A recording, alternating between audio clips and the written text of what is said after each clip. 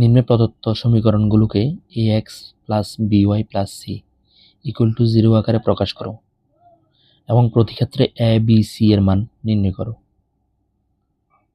First 2x plus 3y equal to 9.35 or 2x plus 3y minus 9.35 equal to 0. a equal to 2 হবে, b equal to 3, c এর মান হবে minus 9.35.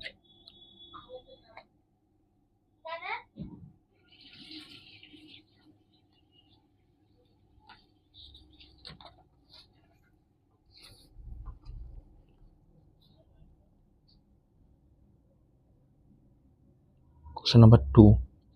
x minus y by 5 minus 10 equal to 0 or x plus minus 1 by 5 because y এর মান কত 1 ছিল, y plus minus 10 equal to 0.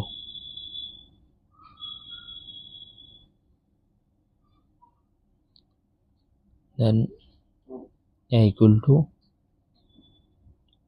1, b equal to minus 1 by 5, c equal to minus 10.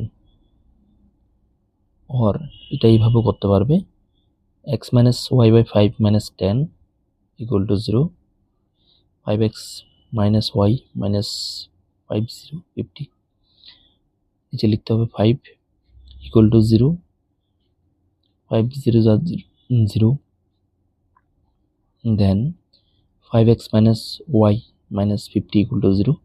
তাহলে এখানে a এর মান হচ্ছে 5, b এর মান -1, c equal to -5. Next question number 3. minus 2x plus 3y equal to 6 or minus 2x plus 3y minus 6 equal to 0. So a এর মান কত হবে, এর মান -2, b equal to 3, c equal to -6. Next question number 4.